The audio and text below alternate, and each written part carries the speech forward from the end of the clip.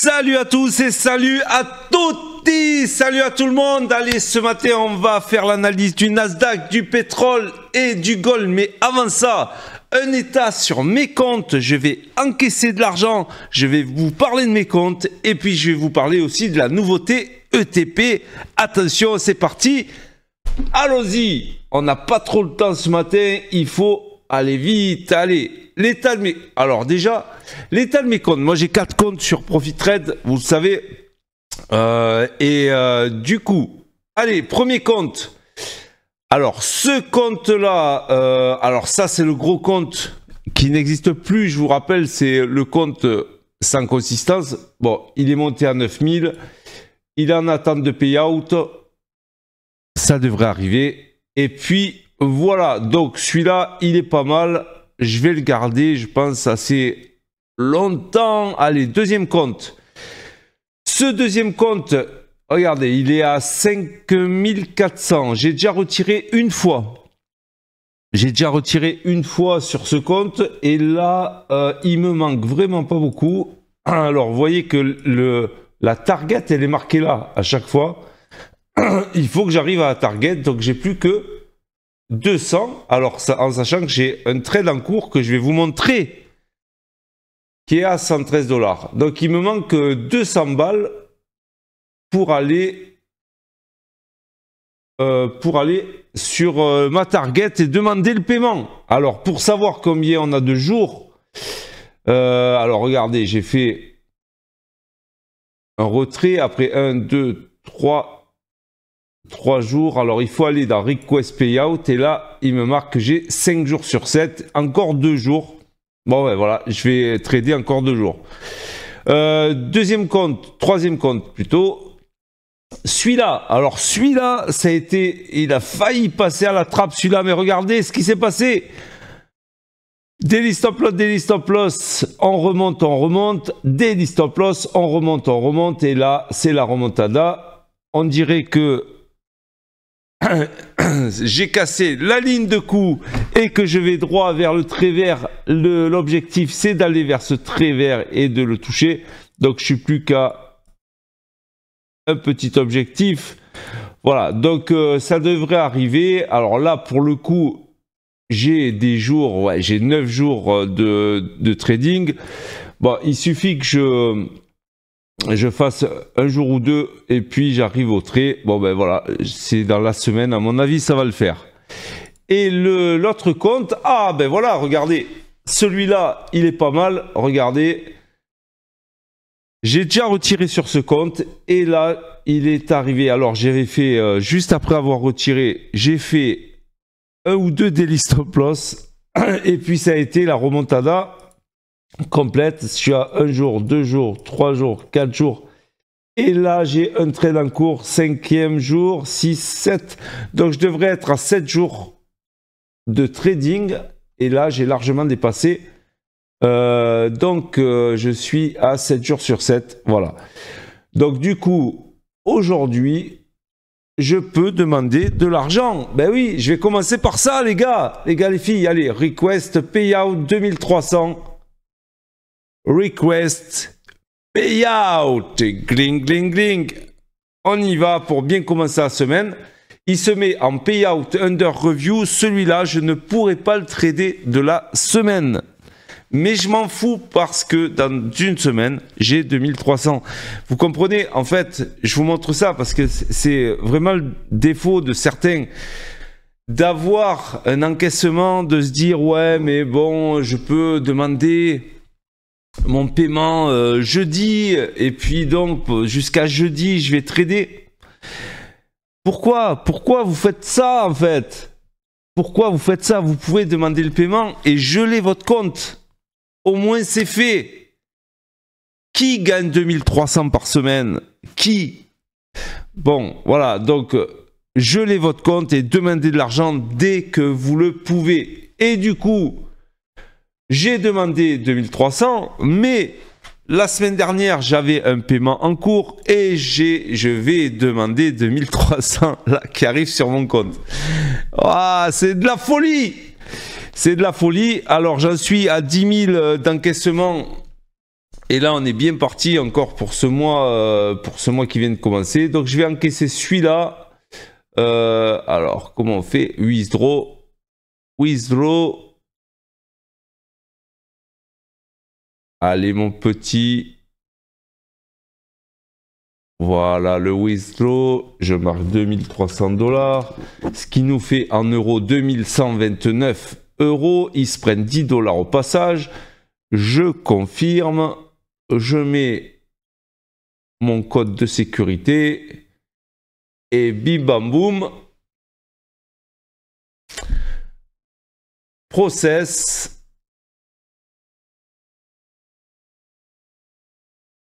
Ça va arriver.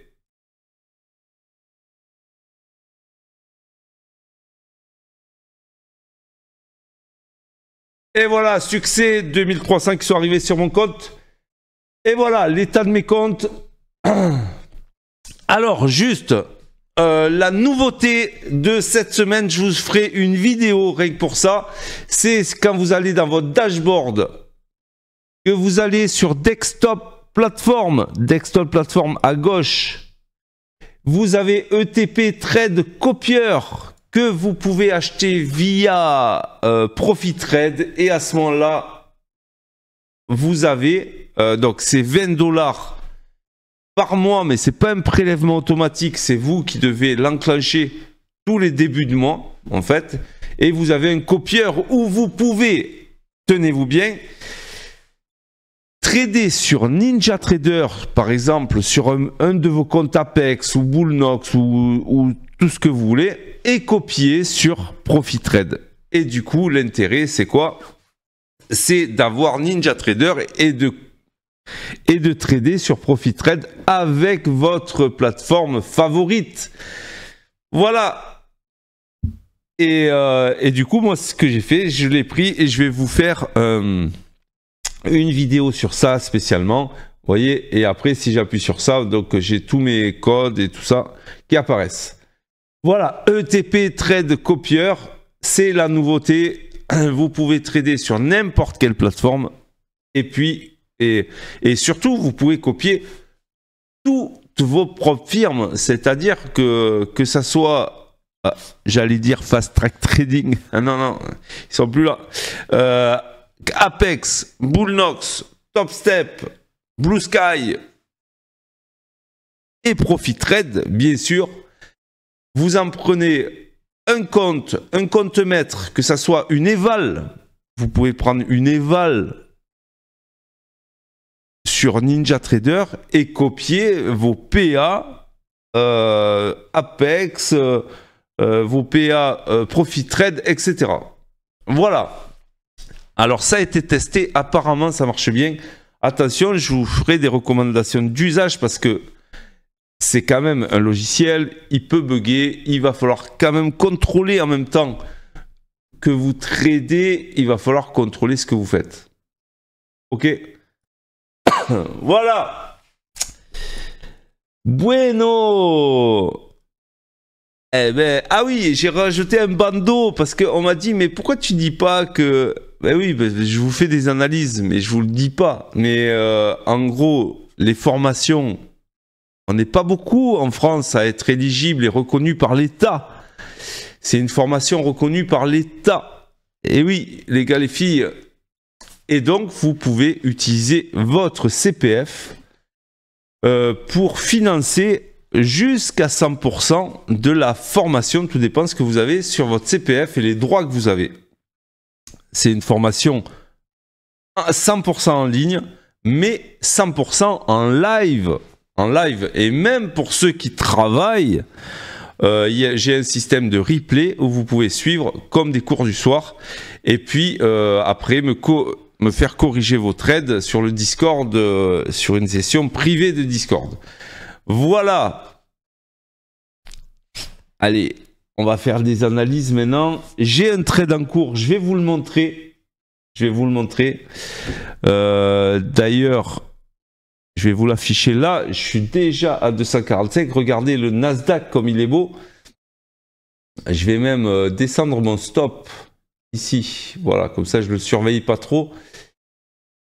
parce qu'il pourrait réintégrer le profil, on est quand même que le matin, et du coup, je me méfie. Je me méfie parce que le matin, ça peut ranger jusqu'à, on va dire, jusqu'à 9 h par exemple, ou même plus tard. Hein. Donc, on va déjà assurer 100 balles.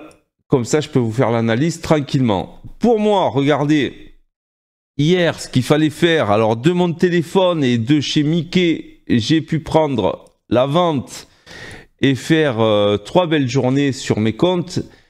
Il y avait... Alors, je ne vais pas dire c'est évident, c'est jamais évident, mais en tout cas, c'était plutôt la vente qu'il fallait choisir sur la réintégration, que sur la réintégration. Après, si ça cassait, bien sûr, on pouvait acheter. On est quand même sur des plus hauts et il faut s'attendre au minimum à un range, en fait. Au minimum à un range du Nasdaq. Là, je suis en 30 minutes sur un Nasdaq. On voit que on est sous l'open, on est sous le POC mensuel, sous le POC du profil mensuel. Donc ça, c'est quand même des signes. Ouais, c'est bien mensuel. Ça, c'est quand même des signes pour aller rejoindre peut-être les derniers plus bas et peut-être cette zone de gap, de trou de liquidité ici qu'il y a. Et donc, on aurait quand même pas mal de marge pour retourner sur les 21 000. C'est ce que je vais privilégier tant que on est sous l'open et sous le POC ici. Vous voyez que le gap qu'on a eu hier matin à la hausse, il a été comblé. Un gap qui est comblé dans sa propre séance et qui est cassé dans sa propre séance, c'est un signal de retournement. Donc c'est un gap de terminaison, on va dire, de fin de course. On arrive de loin, on est en fin de cycle, on a un gap haussier. Bon, on le casse dans la séance, c'est un signe de retournement. Et du coup là, vous voyez qu'on a cassé ce gap, on est revenu une fois, deux fois, trois fois. On fait des pullbacks et ça ne veut pas pour l'instant passer le gap à la hausse. Donc pour moi, tant qu'on est sous ces niveaux-là, j'essaye de vendre le marché sur le Nasdaq. Ok les gars, les filles, ça c'est mon plan du jour sur le Nasdaq. Alors bien sûr que je changerai d'avis si ça casse à la hausse. Et par contre, arriver tout en bas, pour moi, attention, 21 000, ça va être un niveau bascule. Soit on achète, soit ça casse, mais je suis pas sûr de vendre si ça casse par le bas. J'irai plutôt chercher des niveaux pour acheter plutôt que de vendre. Donc du coup, je vais essayer d'acheter les 21 000 si on arrive aux 21 000. Voilà, messieurs, dames. Allez, on va passer... Ah, ça y est, j'ai encaissé 100 balles. Bon, vous allez me dire, il est 6 h 43, j'ai le temps. Hein.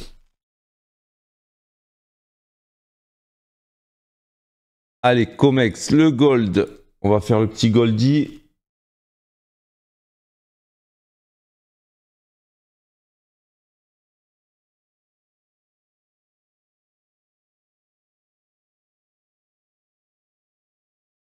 On va faire le petit gold. Waouh, le gold, il s'est fait défoncer. Donc, je l'avais pas surveillé du coup. Alors, là c'est intéressant. Vous savez pourquoi c'est intéressant? Parce qu'on est sur le bas du profil. Donc on a étiré le profil du mois. Mais on a la VWAP ici du mois dernier qui tombe sur les 2600. Donc je dirais qu'une zone qui serait intéressante à trader si on arrive dessus, c'est les 2600. Là, on tombe vraiment très fort, mais on arrive quand même sur un niveau. Hein. On tombe très fort, mais regardez, on a quand même ce niveau. Donc ça serait même l'achat. Je dirais, ça serait même l'achat qui compterait si on réintègre. Allez, on est où là? si on réintègre cette ligne à 2017, on va dire si on réintègre l'open, pour être plus prudent, l'open à 26-25, et encore plus prudent si on casse bien sûr les plus hauts. Ça c'est si on est vraiment prudent. Alors moi j'aime bien jouer les réintégrations. Vous voyez, je vais mettre jusque là. J'aime bien jouer les réintégrations. Donc le gold, vous imaginez bien qu'on peut le tenter là. Suivant vos setups et suivant ce que vous faites. Hein. On peut le tenter, bien sûr.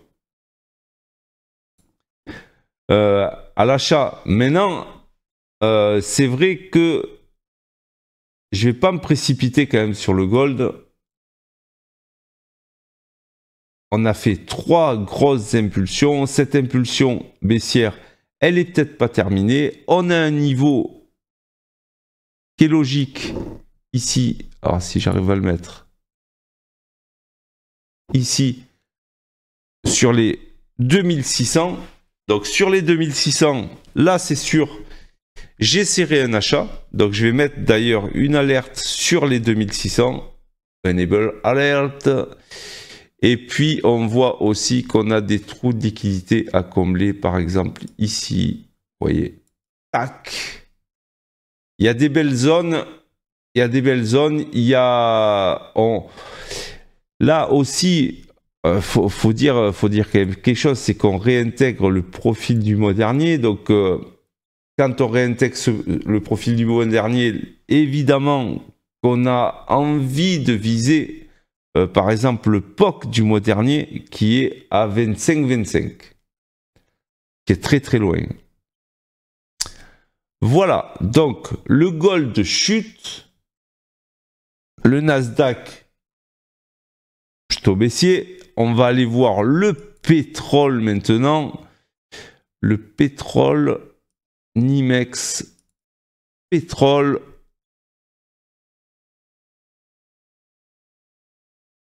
Oh, tout qui se casse la gueule. Il suffit que je m'en aille un week-end, c'est de la folie.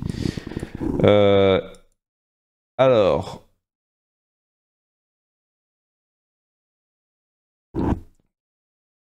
Voyons voir tout ça. Alors, en tout cas, ce qui est sûr, c'est que les 2 gaps qu'on a eu coup sur coup, c'est-à-dire un gros gap baissier suivi d'un gap haussier à l'intérieur, ont tous les deux été cassés par le bas. Bon, sans aller chercher à combler le gap du haut.